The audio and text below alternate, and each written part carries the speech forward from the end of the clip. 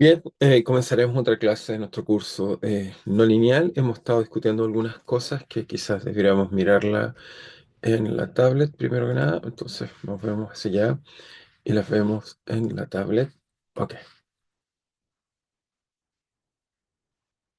Entonces en nuestra última clase estuvimos hablando de un ejemplo muy interesante, en mi opinión, en dos dimensiones, así que voy a tratar de comentar brevemente. Entonces pasamos dos bivariables, pero sistemas a dos variables, les introduje varias cosas interesantes. Hablamos de la noción, en este caso, de flujo, vector de flujo, en este vector de flujo, para dar cuenta de tener un sistema de dos variables. Ahora en cada punto del espacio tenemos bien definido una flecha que nos dice cómo es el sistema dinámico. Por ejemplo, aquí nos dirá el sistema dinámico viene hacia acá. Hablamos de eso, hablamos de algunos ejemplos simples, como siempre el péndulo, donde descubrimos que teníamos centros, focos, puntos hiperbólicos y posteriormente a eso, bueno, aquí estoy hablando un poco del flujo, les hablé de un ejemplo muy interesante, de un sistema reversible, pero no hamiltoniano, el cual tenía dinámicas, como vimos, de tipo parecido a un sistema hamiltoniano, pero no obstante podía tener un quiebre espontáneo y simetría de simetría temporal y da origen a atractores y repelores que estuvimos discutiendo en la clase pasada y nos da un ejemplo interesante. Así que continuaremos haciendo ejemplos de este tipo. Hoy haremos, yo creo, dos ejemplos, pero al mismo tiempo desarrollaré toda una técnica para estudiar lo que será muy interesante. Entonces, ¿cuál es el ejemplo que vamos a discutir hoy día? Vamos a partir hablando del ejemplo de Lotka-Volterra. Lotka-Volterra. Este es un ejemplo, digamos,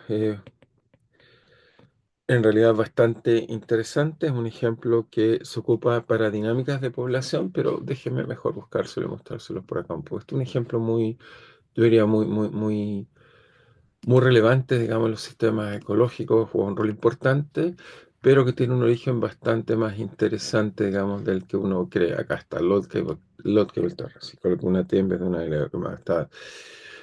Bueno, aquí tenemos, digamos, el modelo, pero bueno, antes de ver el modelo quiero estudiar un poco la ecuación. Entonces, como ven acá, el modelo de la ecuación Volterra fue estudiada por Lotka y Volterra en distintos momentos. Las ecuaciones fueron formadas independientes, en el caso de Lotka-Volterra en 1925, pero si uno ve la historia, digamos, casos particulares que Lotka, perdón, inicialmente estuvo estudiando algunos problemas de más bien de reacciones químicas que daban cuenta de cómo reacciones, digamos, podían tener, digamos, algún tipo de dinámica, digamos, y encontrando, digamos, el modelo de Verhulst, que ya hemos estudiado, que es nuestro modelo logístico, y acoplados con otras variables, empezaron a hacer un poco de tipo de cosas que los llevó a pensar, digamos, qué podría pasar. Entonces el modelo es muy simple, está acá en realidad, he escrito en estas variables, me gusta escribirlo de otra forma, o sea, con los significados de las variables, pero lo interesante es que nos muestra, digamos, relación entre, digamos, depredador y presa, y como aquí ven ejemplos, digamos, esto está en años, esto es una muy bonita imagen que quiero ilustrar.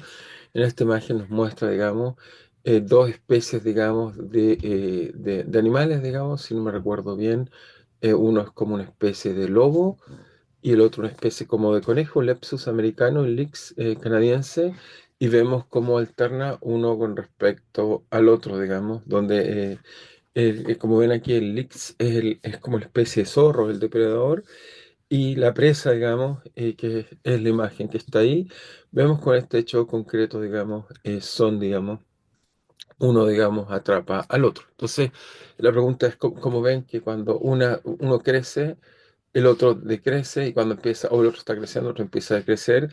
Vamos a ver esta dinámica muy entretenida que da cuenta de la dinámica entre una presa y un depredador, digamos, que bueno, nos muestra, digamos, un poco la evolución de estos dos tipos de especies. Entonces, déjenme volver acá. Ah, estaba buscando el botón y lo tenía tapado acá.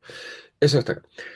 Entonces, bueno, acá hablan bien, digamos, acá el ejemplo, como ya les dije, un lobo y un conejo es como el modelo que fue propuesto, digamos, para entender este tipo de cosas, digamos, donde vemos el Lepsus americano, esta especie de conejo, una liebre americana, eso, Lepsus americano, y el Lynx canadiense sería en este caso esta especie de gato, o digamos, lince en este caso que lo atrapa. Entonces sería un modelo de lince y conejo, el cual va a dar cuenta de esta dinámica. Pero entonces tratemos de entender un poco más el modelo, lo escribimos y hablamos de este gran e interesante resultado que es el modelo Lotka-Volterra, que es un modelo ecológico, pero que nos muestra un comportamiento bastante inesperado.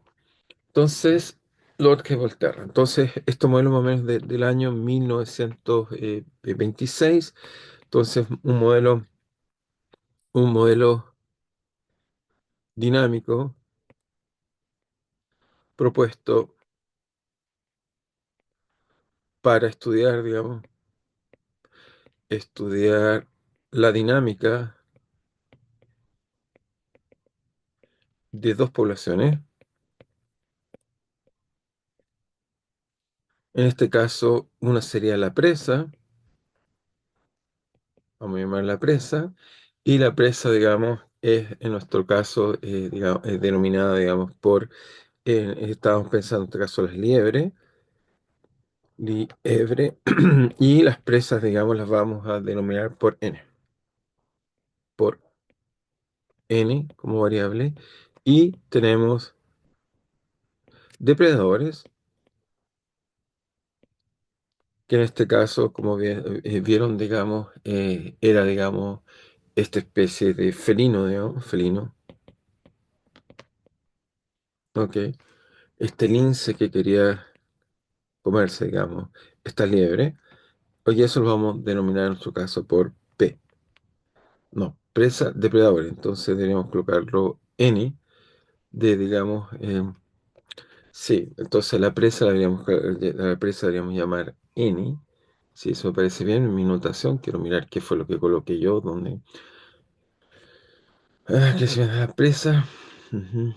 Entonces tenemos la presa y depredador. Entonces déjenme colocar bien cuál es la presa y el depredador. Presa me suena bien, predador. Ok, y n la otra variable. Bueno, veamos cómo nos queda cuando escribo el modelo. Entonces, 88. Entonces, ¿cuál fue el modelo que va a proponer Lotka Volterra? Que también uno se lo puede pensar, bueno, a mí me gusta pensarlo más que en el ambiente, yo me lo imagino más bien en un ambiente como acuático, digamos, o sea, pero como vieron, funcionó bien este ambiente, pero yo me lo imagino en vez de presa y predador, me imagino que tenemos peces, ok, y tenemos depredadores de estos peces, digamos, bueno, no me quedan bonitos estos peces, unos que son peces, y tenemos distintos peces. Y tenemos depredadores, digamos, de estos peces que los tratan de perseguir y, bueno, y comer, digamos, de alguna forma. ¿Ok? Entonces, este sería nuestro depredador. Ujú, ups. Nuestro depredador, digamos. Ok, acá está. Ok, y estos serían nuestros peces, serían las presas que se los están tratando de comer. Bueno, entonces, el modelo es muy simple, puesto por los Terra. Entonces vamos a llamar N la presa. Entonces colocamos acá, lo voy a hacer más explícito. N sería la presa y P el depredador. Entonces Volterra lo que va a poner es que va a decir, bueno, DTADN es una población, lo que esperamos si las condiciones son óptimas, entonces debiera haber simplemente un proceso de crecimiento lineal, así que eso tenemos simplemente un modelo logístico nos diría eso. Y el modelo logístico en este caso nos diría que de alguna forma hay un mecanismo de saturación de la población, en vez de ser n cuadrado, es un término lineal, pero este término va a estar dado por n, en este caso por la presa. Es decir que este último término acá, espero que lo hayan aprendido un poco de reacciones, de colisiones, entender que este término nos da cuenta que una presa cuando se encuentra con un depredador, esta entonces hace que disminuya. Entonces, este sería el primer modelo. Entonces lo anotamos y tratamos de explicar un poco qué es lo que es este modelo muy simple escrito ahí. Entonces, donde entonces A, entonces que sería donde el término donde, entonces observación de colocar, donde A n da cuenta del crecimiento lineal, ¿ok? El término yo colocaría B P n da cuenta de la decrecimiento de la mortalidad, en realidad, de la pérdida de población, de mortalidad de presas en el encuentro con el depredador. ¿Ok? Sí, tendríamos eso. Un modelo muy, muy simple. Alguien podría decir, bueno, podríamos agregarle acá un término logístico, por supuesto, que sería como una muerte natural, digamos, de las presas, digamos, debido a otras cosas, digamos, pero por ahora la presa simplemente satura y queda atrapada en eso. Ahora, para el depredador, vamos a conseguir una segunda ecuación, la voy a escribir acá. Nuestro depredador nos va a quedar que D la tasa de variación del depredador, por supuesto, va a tener también su crecimiento, pero el depredador vamos a ver que su tasa de crecimiento esencialmente así lo va a modelar Lotka y Volterra para dar cuenta de este proceso entre, dijimos, lince y conejo que vimos, pero en realidad lo podemos imaginar en cualquier contexto, nos podemos imaginar, digamos, qué es lo que está pasando, digamos, en ese distinto contexto. Va a ser simplemente que la tasa de crecimiento de las presas de los depredadores es proporcional a las presas, es decir, que si no hay en este caso, algún tipo de depredador, digamos, o sea, de presa, entonces no crecen los depredadores, pero solo vamos a considerar que se alimentan de la posibilidad de encontrar presas. Si no hay presas, morirían. Y como lo acabo de decir, también da cuenta de que si no hay presa, simplemente muere. Así que tenemos estos términos donde de nuevo deberíamos hacer una observación. Bueno, anotamos la ecuación, un poco la subrayamos. Este es el modelo entonces de Dott-Volterra, donde en este caso diríamos que en este caso simplemente CNP da cuenta del crecimiento de las de los depredadores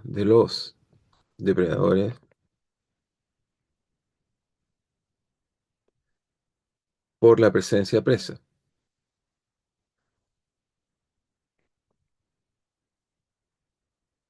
Por otro lado, vemos que si no hay presa, simplemente el término luto, tenemos escribimos que era D por P, da cuenta de la tasa de mortalidad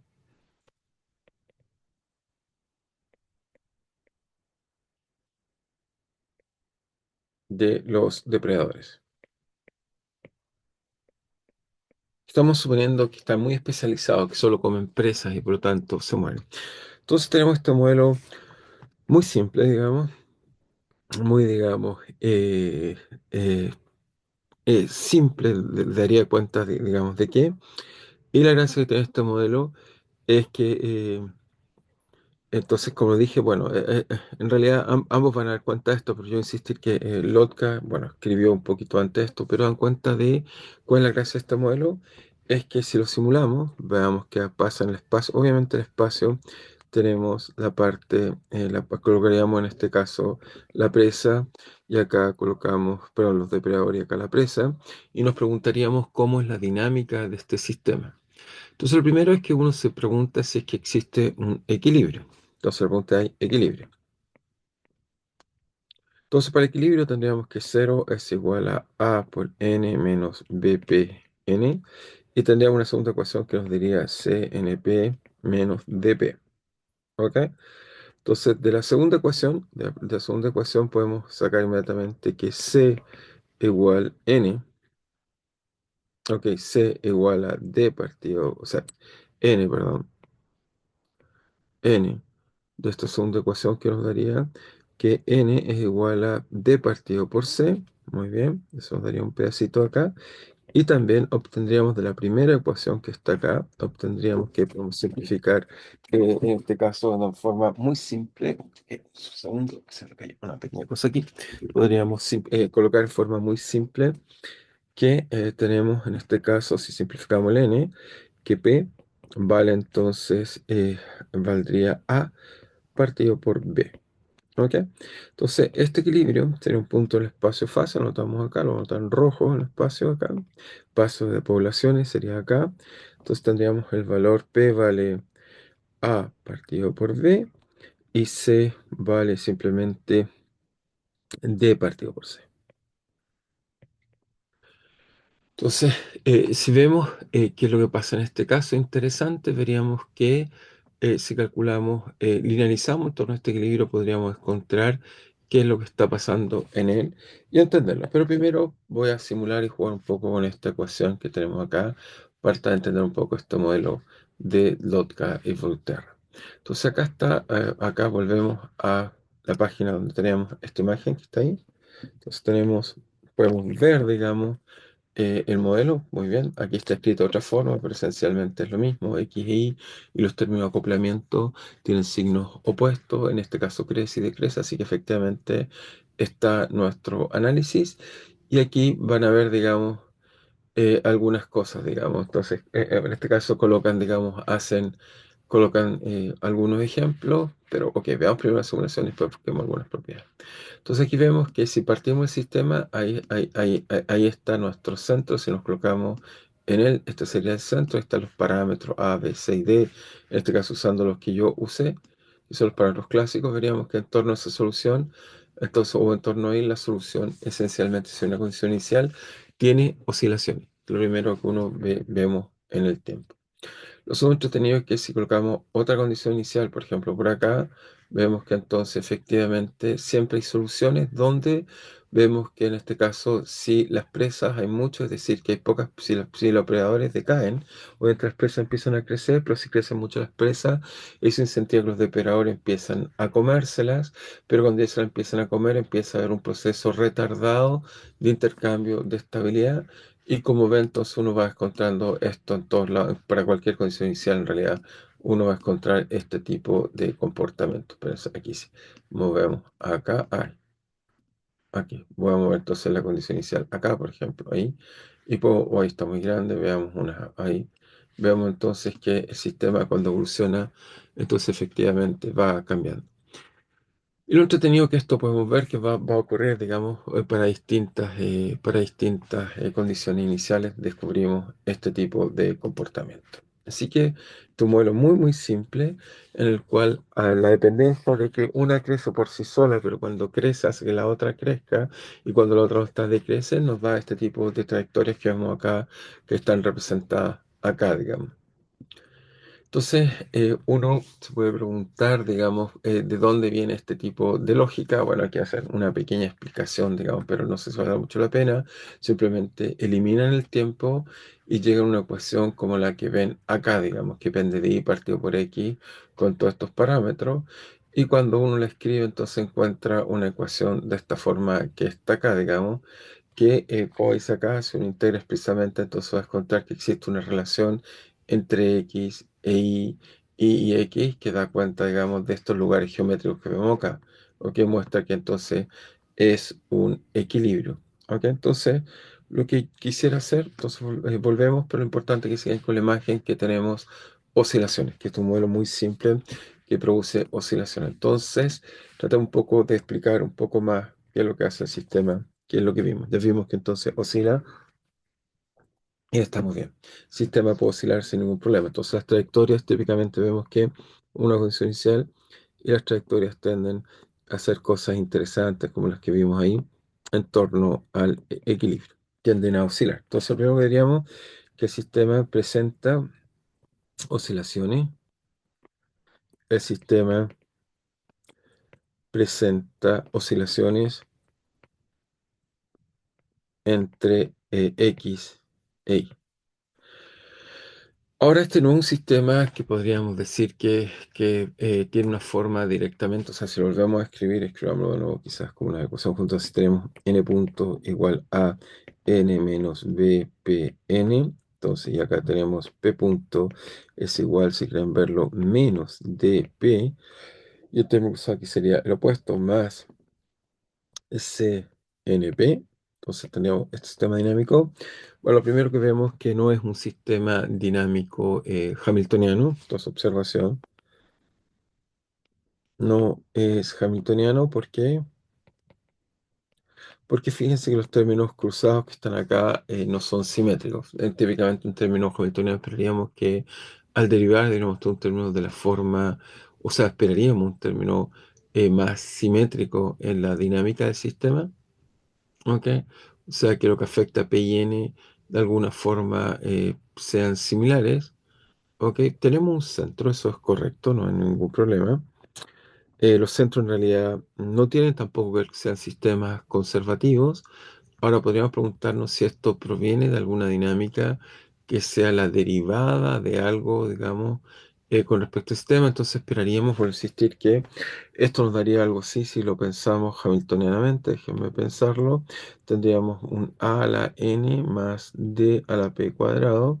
Y este término sería un término un poco extraño porque en el sistema hamiltoniano aquí tendríamos dificultades, porque esperaríamos que al no ser, no es hamiltoniano, no es simétrico, esperaríamos que hubiera un término de la forma para derivado por e nos dé eso p n cuadrado y que cuando derivado nos diera un término cuadrado en p que no aparece acá. Esa es la razón por la cual no es hamiltoniano. Pero no obstante, como vieron, este sistema sí tiene en el espacio de fase curvas, digamos, que se relacionan unas con respecto a otras y esas curvas nos dan los lugares geométricos que vemos ahí, digamos. Entonces, como vimos en la pantalla, esencialmente para encontrar esas curvas hay varias formas de hacerlo, pero primero que nada es no hamiltoniano. Lo segundo yo haría antes de partir es ver dinámica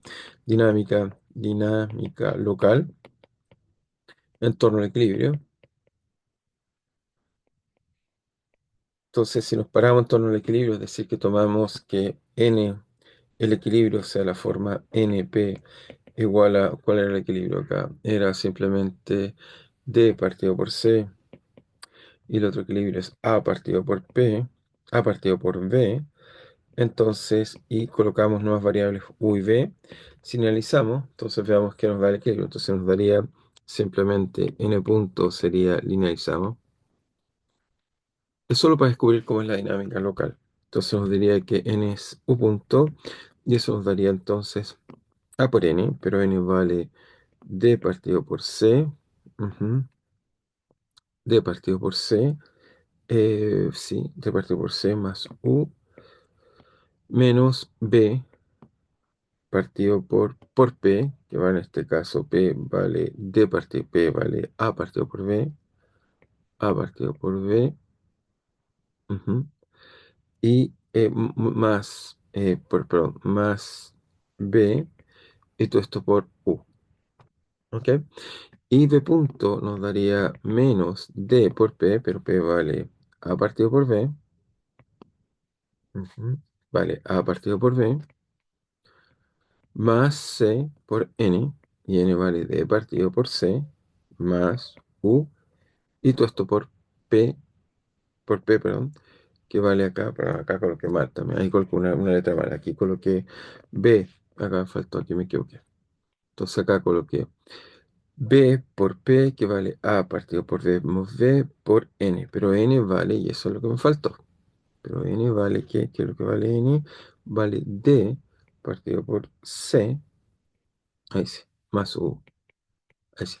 Y acá abajo entonces me queda entonces que la dinámica valdría simplemente A. Me queda entonces A, pues, perdón, N, ya lo escribí, que es D partido por C más U, por P, que es A partido por B más B. Muy bien.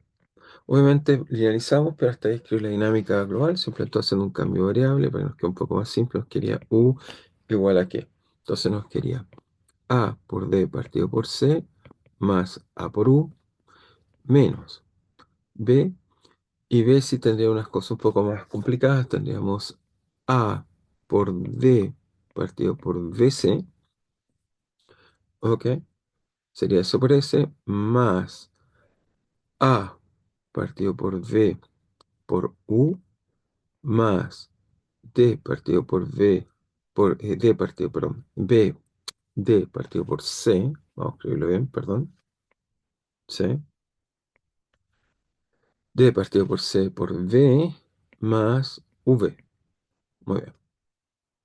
Y el otro término tendríamos B punto vale menos.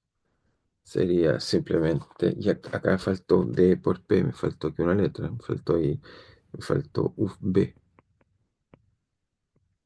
Entonces me faltó un B ahí. Ujú. B varía P es A partido por C más B. Entonces nos quería D por A partido por B menos D por B. Muy bien. Y el otro término sería más C por C, D por C por B por A Muy bien. Más eh, D por C por A, más D partido por C por B, más U por A partido por B, más V. ¿Ok? Ahí estaríamos bien. Estaríamos chequeando que está correcto el sentido que estamos viendo. Muy bien. Perfecto. Entonces veamos algunas cosas que se simplifican, obviamente, el sistema. Lo primero que vemos es que acá tenemos A partido por B por C, dividido por B. Este término, por supuesto, cancela eso. Nos va a quedar la ecuación, por supuesto, primero un poco más simple. Nos queda U punto vale A por U. Muy bien. Después nos queda el segundo término, nos queda menos A por D por C, sí, menos. Entonces, el subsiguiente término también nos queda, se cancela, perdón, este término también. También se cancela este término. Entonces, si vemos, este término de acá cancela este término que está acá, muy bien. Entonces, la dinámica ahora sí. Entonces, ahí sí nos queda bien. Nos queda menos B por D por C por U por B menos B por V, ¿sí? Y el otro término, veamos también cómo nos queda B punto igual a, entonces nos queda simplemente D partido por B, así que se cancela también este término con este de acá, y el D por B también se cancela, como ya vimos, este de acá con este de acá, y por lo tanto el sistema dinámico, bueno, queda similar al que teníamos antes, no cambia nada, pero nos queda un poco más simple aparte lineal, ¿ok? Entonces, por lo menos en torno al equilibrio, nos queda la parte más simple, nos queda entonces más C por A, U partido por B, ujú, C por, en este caso nos queda este término que está acá, que era A partido por B, por U. Sí, ahí sí, por U. Muy bien. Y también nos queda el término más C, ok, que es en este caso V. Así que finalmente nos quedan estas ecuaciones linealizadas en torno al equilibrio. Son ecuaciones linealizadas en torno al equilibrio. Queda un poco más simple. Ahora, hasta ahí simplemente hice un cambio exacto, hasta ahí no he despreciado nada. El cambio es simplemente reescribir las ecuaciones y lo que estoy haciendo es que me estoy centrando en un nuevo sistema dinámico donde estoy colocando mi sistema de coordenadas acá. Muy bien. Ujú. Eso es lo que estoy haciendo. Y la gracia que me queda ahí, bueno, me quedan estas ecuaciones. ¿Qué es lo que ganamos con estas ecuaciones? Bueno, lo primero que ganamos es que al orden lineal, eso sí nos queda un sistema simpléctico, nos queda siempre menos b d partido por c b, y esto nos queda simplemente b punto igual a más c a por u por b. ¿Y por qué digo nos queda lineal? A lo lineal es simpléctico. Simpléctico nos queda simplemente una ecuación como las que conocemos de toda la vida. O sea, si toman u dos puntos, nos va a quedar que vale menos b d partido por c por b punto, y eso es menos, en este caso nos quedaría b por d partido por c por a partido por b, se nos cancela el c, ¿ok? En este caso nos cancela el c, y nos queda acá multiplicado por u, y por lo tanto nos queda u dos puntos igual a, todos los parámetros son positivos, b por d partido por a partido por b por u, y por lo tanto si esto es positivo, que es el caso, entonces nos da que, entonces para escalas pequeñas, nos diría que el sistema es dinámico, entonces lineal, efectivamente en torno a u y b, las trayectorias son de tipo, como esperamos, es simplemente un oscilador. Sí, eso nos demuestra el sistema a escalas pequeñas, efectivamente es un oscilador, pero la cosa, como vemos, mucho más compleja, digamos. O sea, vimos que no es tan simple como es un oscilador, digamos, un poco más complejo, digamos, que el que vimos, digamos. No era tan trivial, digamos.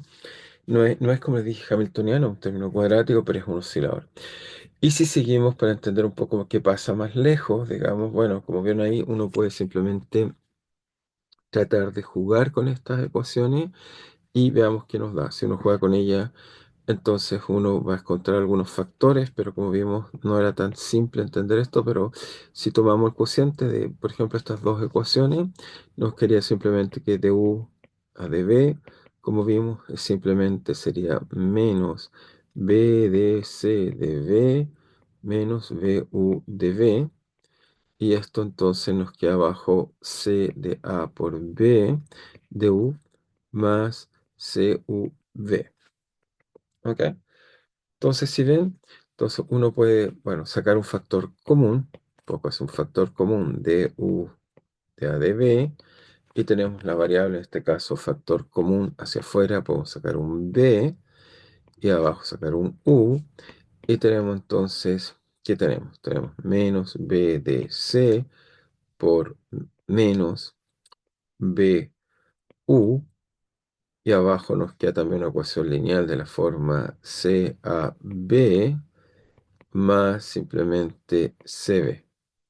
Entonces encontramos este tipo de ecuación, como vimos cuando estábamos discutiendo, veíamos que encontramos este tipo de ecuación que uno puede, bueno, tratar de decir algo, digamos. Entonces uno encuentra este tipo de cosas que nos dan este tipo de ecuaciones, uno se puede preguntar si de alguna forma las podemos completamente separar una de la otra, digamos. ¿Sí? Entonces, la respuesta es sí, se pueden completamente separar, hay que hacer algunos trucos para poder separar, pero vemos bien lo que tenemos que ver. Entonces, ¿cómo separar? Entonces, fíjense que esto se puede escribir como du igual, paso todo lo que penda de u para acá, entonces me queda u acá, acá me queda simplemente menos, si quieren dejo el menos ahí, bd partido por c, ¿está bien? Me queda todo signo menos, sí, más bu. Y acá me queda una ecuación de dB, muy bien, b por dB partido por, en este caso, CAB más CV. Entonces nos quedan estas dos ecuaciones, y estas ecuaciones, por supuesto, uno las puede integrar, son simplemente integrales simples, donde tenemos, en este caso, hay que hacerlo por hay que hacer estas integrales a través simplemente de fracciones. Uno trata de escribir, digamos, cuáles son las primitivas de este tipo de fracciones, como vemos ahí. Y si se recuerdan bien, entonces esto va a ser simplemente la suma de fracciones. O sea, uno hace esto como fracciones, o se pregunta si es que no se recuerdan, pero bueno, uno va a contar, simplemente se puede integrar estas ecuaciones, pero el truco para integrarlas hay que recordarse que si tengo, por ejemplo, tomamos la primera, me queda u partido por bd partido por c más bu. Entonces uno se pregunta si eso que está acá es una constante. Ok, uno siempre va a pensar si eso es una constante más algún tipo de fracción, digamos, más una fracción, digamos, propia o algo así. Entonces uno escribe esto más, va a escribir esto como ¿qué? Vamos a tratar de escribir esto simplemente como b partido por, en este caso, para que me quede lineal arriba. Entonces tengo que dividir por algo que me dé de la forma, obviamente tenga la misma fracción. ¿Ok? Entonces uno escribe esto como simplemente, que lo escribimos con dos fracciones simples, lo escribimos como bd partido por c más b. ¿Ok?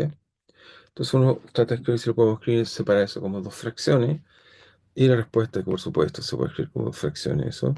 Entonces eso nos da, y entonces, ¿qué nos da eso que está? Eso nos daría simplemente que u partido por b de c más bu es igual a factor común de b de c más bu por a.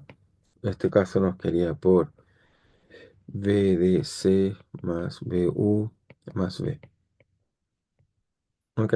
Entonces, obviamente uno va a escoger que tenemos dos ecuaciones, esto va a implicar que simplemente con eso podemos encontrar cómo vamos a separar esto en dos fracciones muy simples para integrar el problema. Ok, nos va a quedar eso que está ahí. Y, eh, y bueno, nos queda eso que está ahí. La otra posibilidad es que hagamos un cambio de variable, pero de todas maneras podemos siempre tratar de colocarlo así en forma astuta, digamos. Entonces, esto es como nos queda esta fracción, veamos si nos funciona. Entonces nos queda que A por eh, B de C más B es cero y A por BU es igual a U. Entonces eso me dice que A vale simplemente 1 partido por B. Y si A vale 1 partido por B, entonces lo reemplazamos arriba. Entonces me queda que eso es DC más B. Y por lo tanto me queda que B vale menos DC. Y ya está. Una vez que uno hace eso, entonces escribimos que la integral que debemos resolver, entonces tenemos que la integral, se puede escribir la integral de U por du partido por B DC más BU. Se puede escribir simplemente como 1 partido por B, 1 partido por B, más, menos en realidad. En este caso nos quedaría D partido por C de B de C más BU. Y después la integramos, ¿ok? Y al integrarlas, digamos, si ahora integramos esto a DU, integramos todo esto a DU. Entonces nos queda que la primera primitiva simplemente nos quedaría que es U menos la primitiva está destacada, pero eso nos queda una constante, nos quedaría logaritmo de B de C más BU, y que al derivar por supuesto tira un B de C y nos tira además un B de C, ¿ok? Y después por regla de la cadena nos va a tirar un B acá, así que nos queda eso como primitiva una vez que integramos.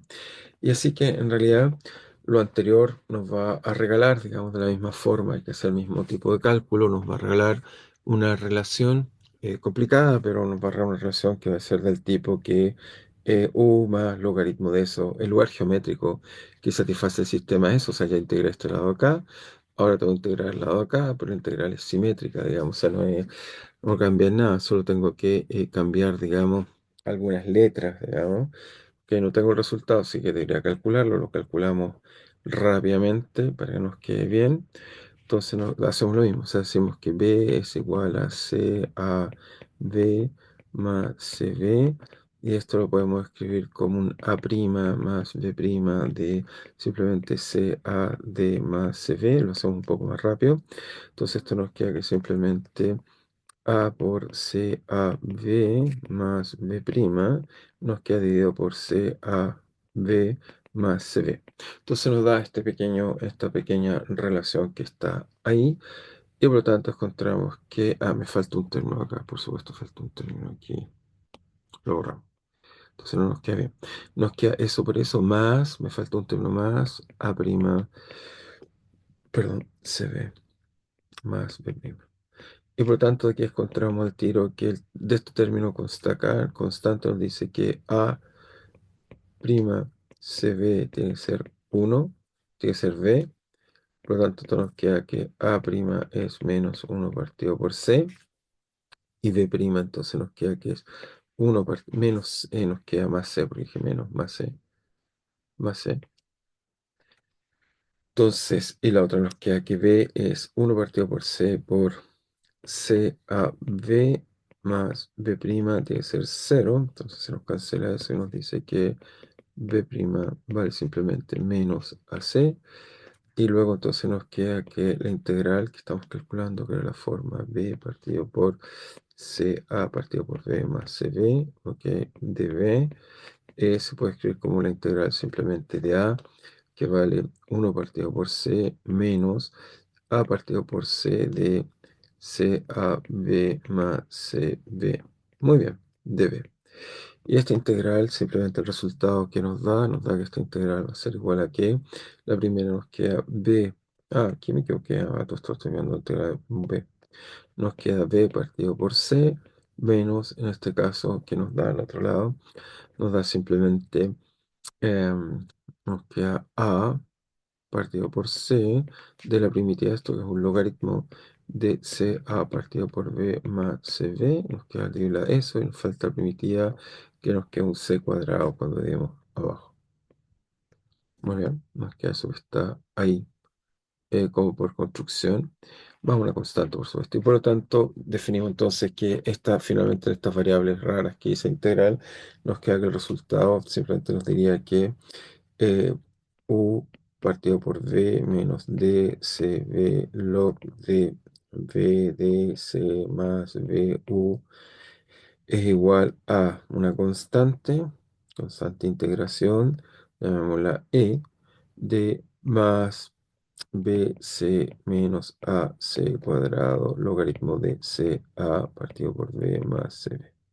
Bien, y este, bueno, ya sé, salió un poco largo el cálculo, me disculpo por eso, pero lo único que nos dice que este es el lugar geométrico que si ahora lo graficamos, no un lugar simple, pero si lo graficáramos, obtendríamos las órbitas que tenemos acá. O sea, finalmente esto lo resolvemos analíticamente y nos dice que al integrar estas ecuaciones obtenemos las soluciones de Dot-Terra.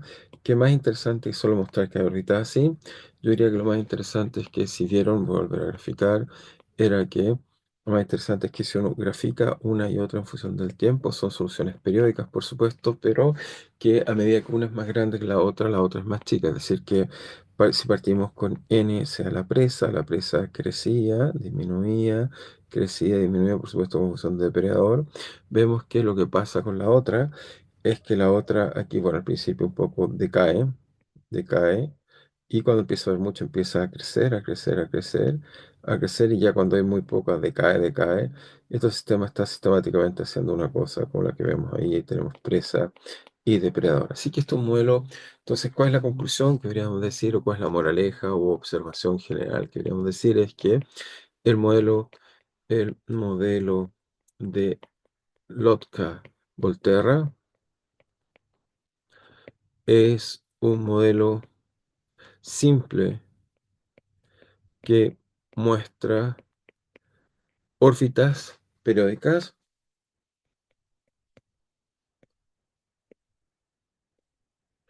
pero no es un sistema hamiltoniano. Ya sé que de la física hamiltoniano.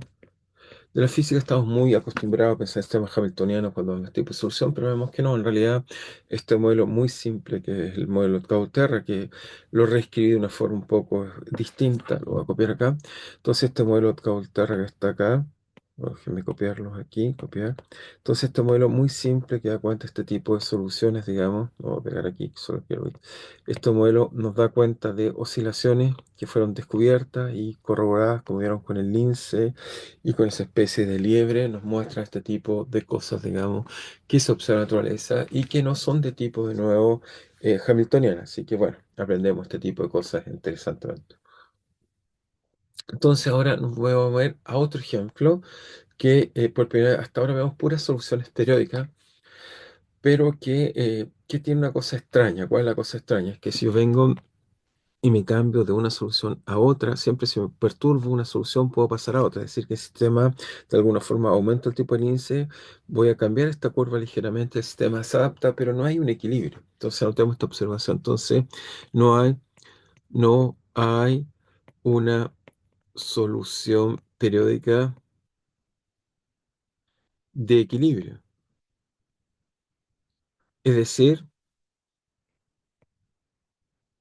perturbo el sistema y se adapta. Se aumenta el número seguramente en este caso se aumentó el número de de linces, por ejemplo, disminuye de todas maneras el número de liebres, etcétera. Hay un equilibrio. Entonces, quiero decir, no hay una solución periódica de equilibrio, es decir, no hay un atractor, no hay solución periódica atractiva.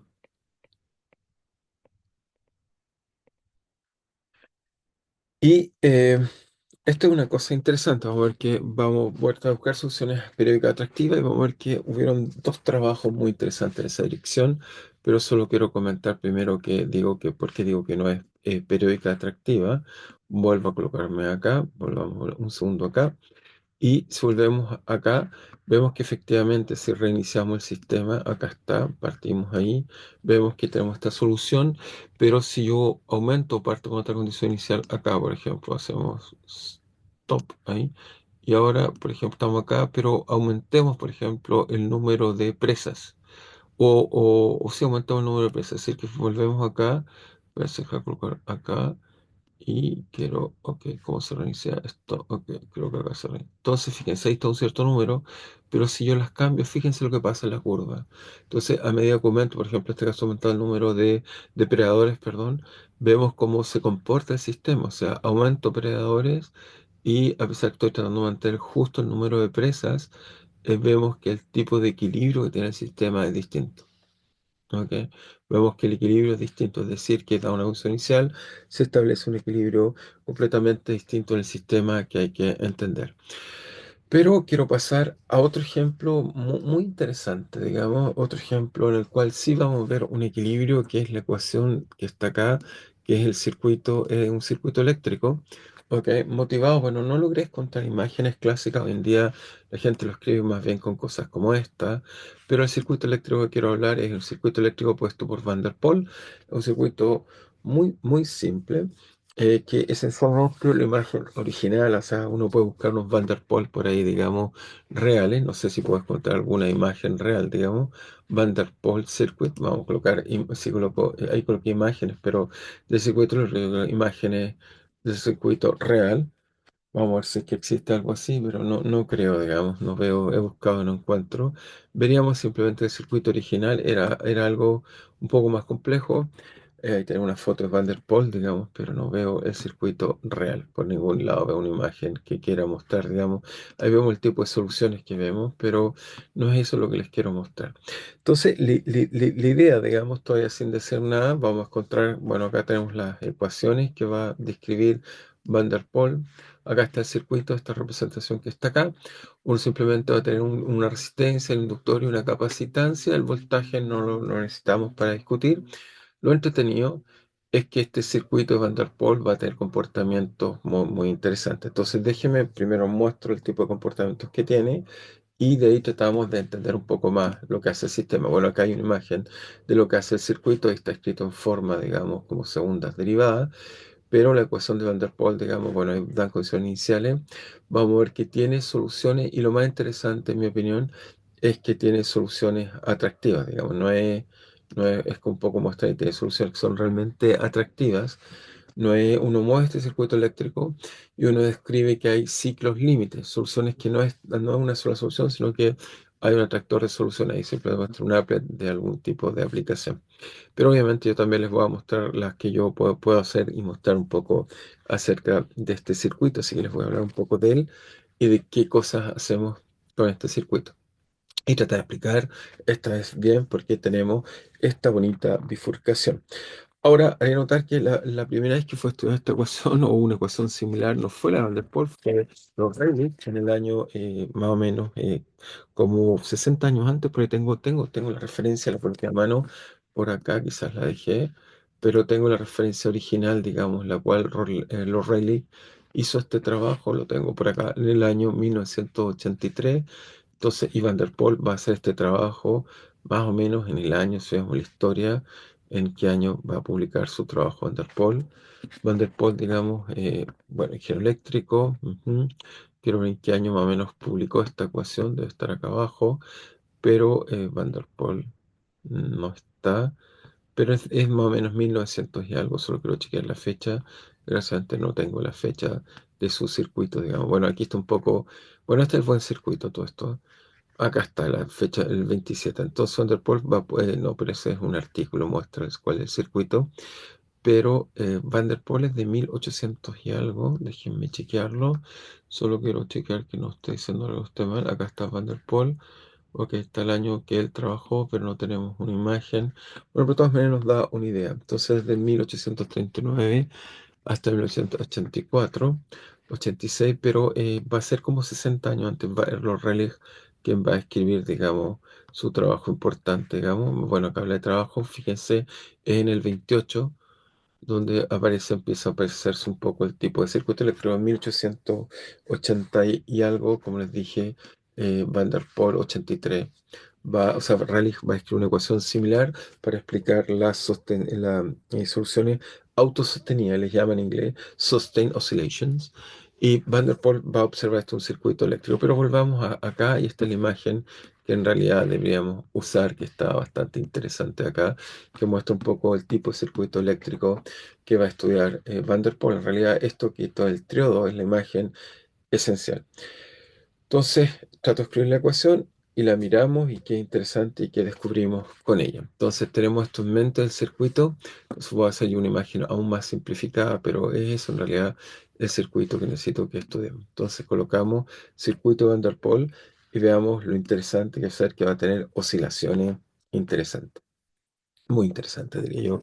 Esas oscilaciones que, bueno, van a jugar un rol importante en entender las oscilaciones. Imagina un montón de gente, ¿verdad?, a estudiar este tipo de trabajo. Entonces ahora estudiamos oscilador o circuito, en realidad, circuito de Van der Poel. Van der Poel. Entonces, la idea esencial, como vieron en ese circuito que estábamos recién discutiendo, digamos, tenemos este circuito interesante. Entonces, la idea esencial es un circuito muy, muy simple. En realidad, él va a colocar, digamos, una inductancia, va a colocar por acá una capacitancia, así que tenemos L. Acá tenemos simplemente simplemente voy a usar mi notación. Sí. Tenemos una inductancia, o sea, una capacitancia, perdón, una inductancia, y acá va a colocar una resistencia, pero la resistencia que va a colocar en realidad, como sería un triodo o algo así, va a colocar un tubo vacío. Estos tubos de vacío, que no sé si conocen mucho, pero eran como la forma de la gente hacía circuitos. Antes colocaban vacío, un gas, había un material al interior. Y este entonces es el que hace cosas tremendamente interesantes en el circuito eléctrico, digamos. Entonces, si colocamos eso y tratamos de entender, es decir, colocamos aquí, qué sé yo, A, B, C. Entonces, nuestro, digamos, simple ley de Kirchhoff, ley de circuito eléctrico, ley de Kirchhoff nos diría que el voltaje, obviamente el voltaje de AB más el voltaje de BC más el voltaje de AC, obviamente eso es cero, porque tomamos un camino cerrado donde tenemos el circuito eléctrico. Entonces, ¿qué sabemos? Bueno, sabemos que en el caso más fácil partimos con la inductancia, digamos, la inductancia nos da, ¿qué nos da la inductancia? La inductancia esencialmente nos va a dar una corriente eléctrica de la forma, la inductancia, ok, por, en este caso, la variación de corriente, nos dice que genera, digamos, la autoinductancia o la variación de corriente, nos genera ese voltaje. Después voy a sumar el voltaje más fácil de hacer, una capacidad, así que eso es simplemente el voltaje, es la capacidad, sería algo así. Entonces nos queda que la carga, o sea, la capacidad es la carga partido por el voltaje, por lo tanto el voltaje nos queda, digamos, carga partido por la capacitancia, así que nos quedaría eso que está ahí, Q partido por C. Y finalmente sumamos la resistencia, en este caso, de este elemento que está acá.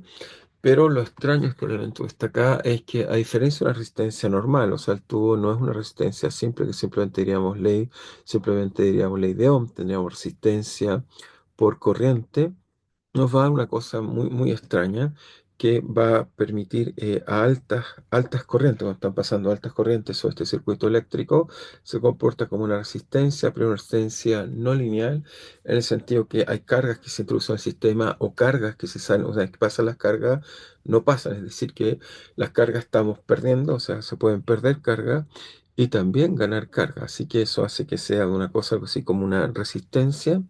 Voy a colocar un mu, una resistencia un poco rara, una resistencia que va con, primero que nada, con la corriente, en este caso al cubo, dividido por 3, bueno, solo es para normalizar, y acá hay un término que, a diferencia de una resistencia normal, es que el sistema, como tenemos voltaje, nos puede incluso ingresar carga.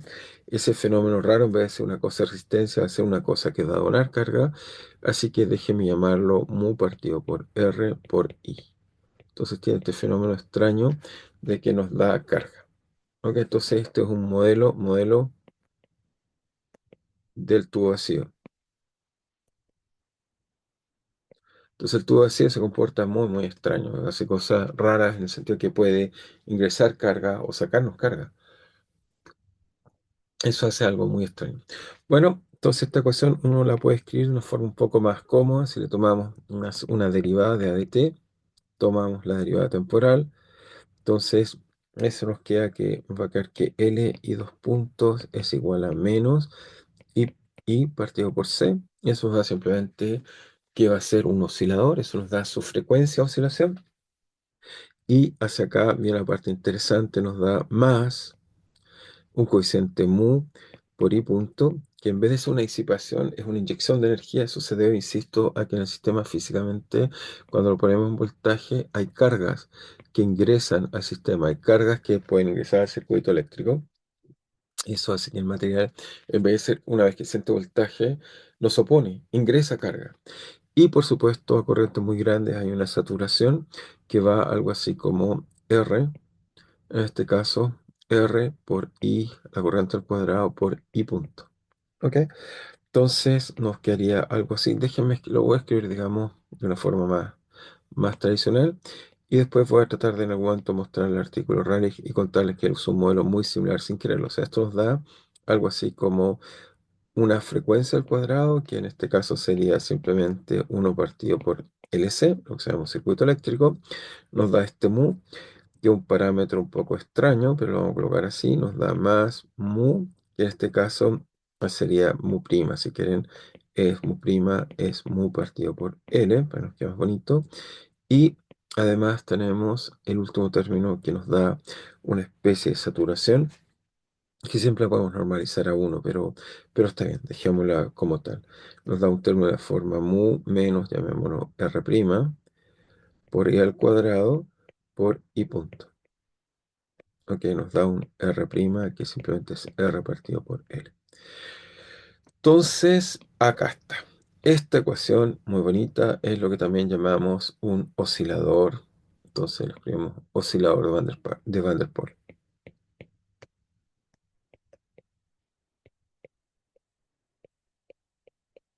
Entonces, este oscilador es lo que vamos a estudiar, lo vamos a estudiar profundamente. Hay muchas cosas que vamos a estudiar de él, pero primero se los muestro numéricamente para entender lo que hace. Entonces, la diferencia, y también va a ser lo que va a entender profundamente los Rayleigh, la diferencia es que este oscilador, en lo que tiene profundo, es que, notar bien quizás es que lo que hay que hacer es que la disipación, entonces observación, que es lo interesante o diferente, es que notar bien hay inyección de energía o de carga si mu es positivo y disipación si es mu negativo. Esto es el punto central de este problema. O sea, mu positivo, mu negativo, las cosas deberían andar bien y los otros términos son más o menos esperables. O sea, el primer término, si pudiéramos volver a escribir la ecuación, la voy a escribir y comentar, digamos, la vamos a comentar, ¿no?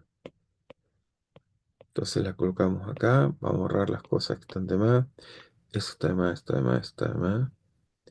Eso está de más, esto está de más. Ok, todo eso está un poco de más. Lo voy a volver a sacar.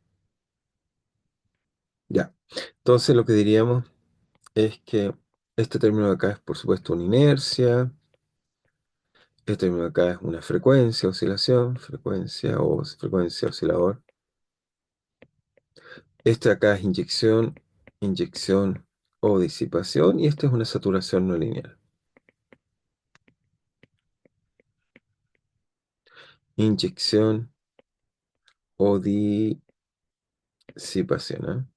Y esta es una oscilación.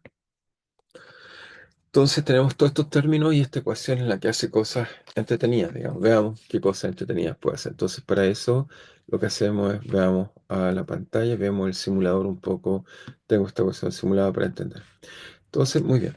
Entonces el término, acá está la simulación. Ok, ahí está la simulación. Bueno, como ven, este caso acá, voy a borrar un segundo. Lo que hago es que estoy colocando la disipación bien, tiene el signo mu, hay un signo más de diferencia. Entonces, cuando mu es negativo, es disipación. Le coloqué omega 1 frecuencia natural, y entonces aquí sería un oscilador no lineal con disipación, y eso es lo que hace. O sea, este sistema es un oscilador no lineal, según distintas condiciones iniciales, las soluciones son atraídas y van hacia el equilibrio que es el origen. No es más equilibrio, en este caso no es periódico, no nada, es simplemente un oscilador no lineal. Si damos mucha trayectoria, vemos que entramos por esa variedad, y si vamos por otro lado, entramos por otra variedad. Así que hasta ahí vamos bien. No tiene nada del otro mundo. Entonces, muy bien, lo que hacemos en principio simplemente es, ok, vamos a estudiar ahora qué pasa cuando mu es positivo. Y cuando mu es positivo aparece una cosa muy inesperada, es que ahora inyectamos energía en vez de disipar energía. Y lo que nos va a mostrar este circuito eléctrico es que aparece una oscilación periódica. Veamos ahora. Da una condición inicial, cambia mu, ahora inyectamos y vemos que el sistema tiene ese equilibrio que es esa oscilación periódica que están viendo ahí. Entonces, como ven, a diferencia de otros casos, el sistema, en este caso está acá. Ujú. Solo un segundo, aquí tenemos acá. Ok. Solo que pierdo mi mouse. No sé por qué no está funcionando bien el mouse en este caso. Ok, vemos ahí entonces que el sistema oscila. Está ahí oscilando la trayectoria sin ningún problema. Y a diferencia del problema de Lotka-Volterra, en este caso está acá, si lo perturbamos la solución, si vemos que colocamos otra, bueno, primero que nada vemos que hay un equilibrio. Las soluciones convergen a esta solución de acá. Es un atractor. Entonces vamos a tratar de entender qué es lo que está pasando en el sistema dinámico y cómo entenderlo, digamos, o sea, cómo entenderlo bien. E incluso si colocamos muy grande y después volvemos y tratamos de entender un poco qué es lo que está pasando en el sistema dinámico, vamos a tratar de caracterizar esta bifurcación de la mejor manera que podamos. Entonces, déjenme cambiar el mouse si es que puedo. Acá estoy fuera. Ok, creo que no va a poder cambiar. Vamos a intentar. Ok, solo un segundo. Ok, ahí sí. Ok, bueno, mostraré más, pero por ahora es suficiente lo que tengo para lo que quiero discutir. Ok, bueno, vamos a colocar mejor este botón. Ahí sí, ahí volvemos acá. Muy bien, ahora sí lo puedo controlar. Tengo un pequeño problema, ya está. Tengo un problema con el simulador, no sé qué pasa. Bien, entonces vamos a tratar de volver acá y ya está. Entonces, ¿qué es lo que vemos por ahora? Y tratar de entender un poco qué es lo que estamos viendo en este problema simple, que vamos a hacer más cosas. Es que el hecho, digamos, numéricamente, que lo que observamos numéricamente. Déjenme explicar. Entonces lo que vemos numéricamente es que si colocamos acá como parámetro de bifurcación mu, y esta vez dije bifurcaciones porque vemos un cambio cualitativo en la dinámica. Vemos que para mu negativo no hay oscilaciones permanentes, oscilaciones atractivas, que lo vamos a llamar ciclo límite.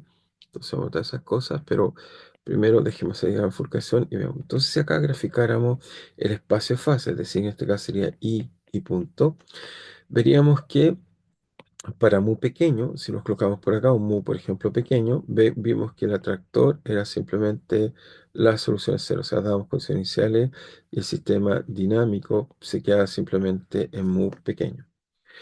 Y vemos que cuando aumentamos mu, voy a quizás colocar esto mejor en rojo el marco, vemos que cuando aumentamos mu, si nos colocamos acá, la situación cambió y vemos la emergencia, ahora lo que llamaríamos un ciclo límite. Vemos que si damos una condición inicial, el sistema dinámico converge ahora a una solución periódica. Y la idea entonces es entender esto. Aquí tenemos oscilaciones permanentes, permanentes. Y acá tenemos simplemente un foco, foco. Entonces lo primero que es que vemos muchas cosas, hay que decir muchas cosas, lo estamos viendo acá, estamos viendo bifurcación. En realidad este fenómeno es muy interesante, hay muchas cosas que decir. Lo primero es que entonces al cambiar, entonces observación, al cambiar la disipación, el parámetro mu o mu prima, lo voy a llamar mu en adelante, al cambiar mu, observamos la emergencia de una solución periódica atractiva. Esta solución periódica atractiva, que aquí es representada azul, es lo que llamamos un ciclo límite. Una solución periódica atractiva se le denomina ciclo límite. Es decir, que en el espacio fase lo que tenemos es una solución acá, que voy a usarlo en rojo, que simplemente es ahora un atractor. Un atractor. Es decir, bueno, insistir, va a ser la más grande quizá. Esta solución, cuando damos vueltas sobre ella, es un atractor. Es decir, que las soluciones cuando vuelven, o sea, si hay una solución inicial, por ejemplo acá, vamos a ver que estas soluciones convergen a esta, o esta de acá converge a ella, pero este es un atractor en el espacio de fase, que en este caso es I y punto, pero podría ser otro espacio de fase, vemos soluciones atractivas. Es decir, que no se los mostré, pero si viéramos en el tiempo, veríamos que esta solución asintóticamente va a una solución periódica, pero puede partir de una solución que no fuera periódica y fue atraída hacia esa solución periódica asintótica que el sistema está trayendo, y sería I de t. Estaremos viendo cómo cambia y en función del tiempo para esta solución periódica atractiva. Entonces la pregunta, ¿qué es lo que vemos? Obviamente podemos caracterizar bien esta solución. Lo primero que haríamos es entender esto. Entonces también la segunda observación que deberíamos hacer, hay, hay una bifurcación. ¿Por qué? Porque en el espacio fase vimos que pasamos de un tipo de foco, como acá, a pasamos a una solución que ya no es un foco, vemos que son para un foco y está en un ciclo límite. Entonces hay una bifurcación. Ahora, ¿qué pregunta y qué bifurcación es? Entonces, ¿cuál es la bifurcación?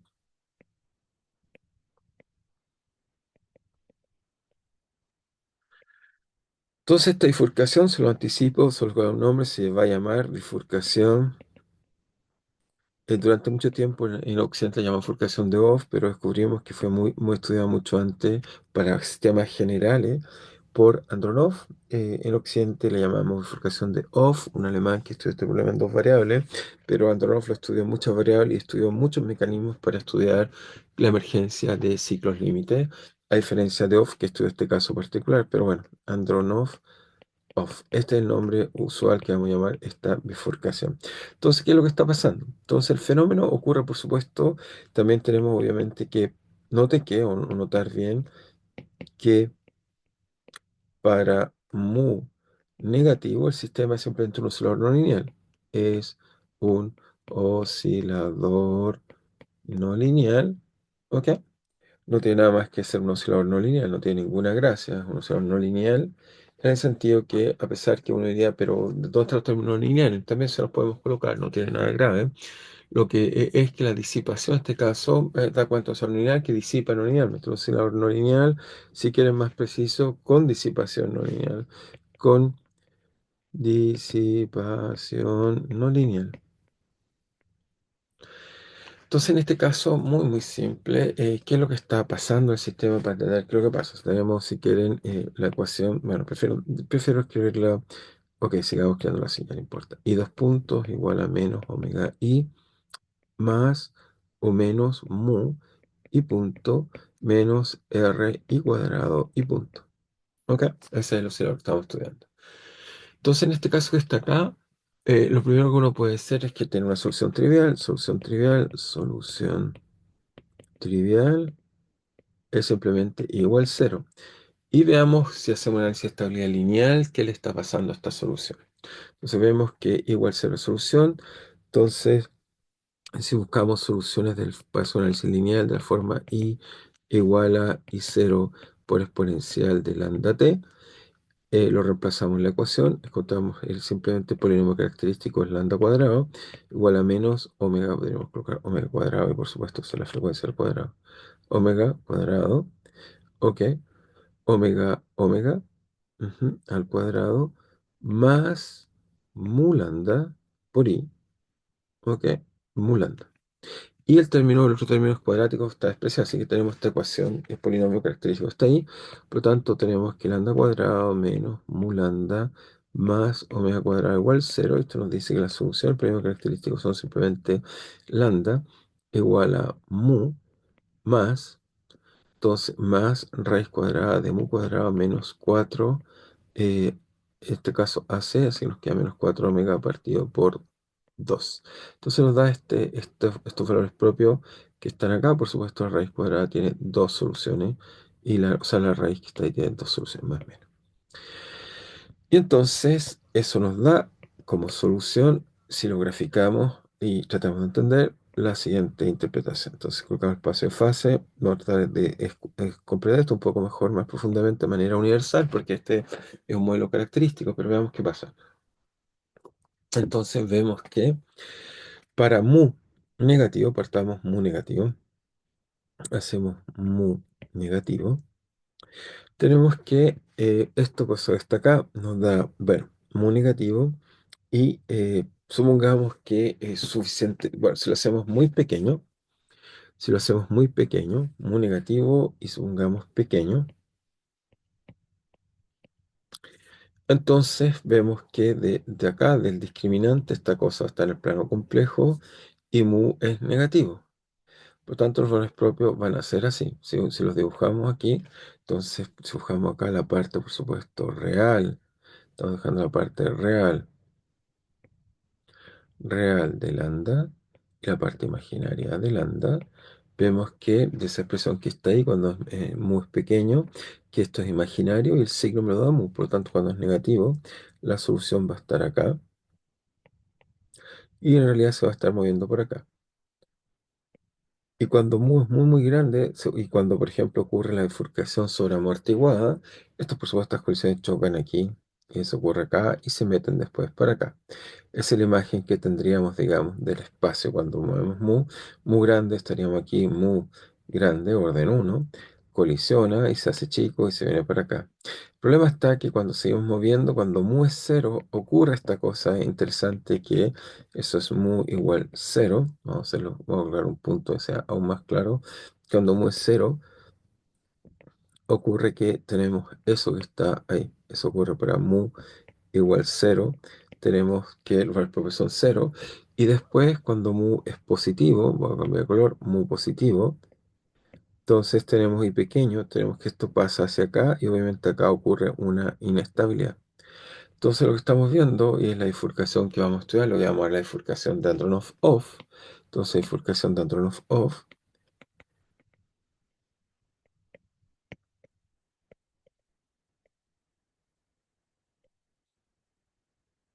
Lo que pasa en el problema es lo siguiente. Entonces, ¿qué es lo que va a pasar en el sistema? Lo que va a pasar en el sistema es simplemente que al mover la inyección de energía, en este caso, entonces al mover inyección de energía, generamos que, y esto es la bifurcación de off, generamos que dos valores propios complejos conjugados cruzan el eje imaginario, generando una bifurcación. Entonces, muy bien, vamos a estudiar esta bifurcación, vamos a estudiar la forma normal que la describe, vamos a ver que este ejemplo no lo podemos calcular y ver cómo emerge un ciclo límite muy interesante que se puede calcular analíticamente, entender un poco mejor, y para eso introduciremos algunas técnicas interesantes de ecuación de amplitud que fueron un poco, vamos a usar un poco la idea de Bogolubov, Mitropolsky, cómo se calculan, y entender un poco este tipo de ecuaciones y después poco a poco ir realizando aún más. Bien, seguiremos hasta ahí, simplemente para respetar la materia, porque si no tengo que hacer ahora un largo cálculo, pero solo llegar a él y estaríamos listos. Bueno, cuídense, que estén bien.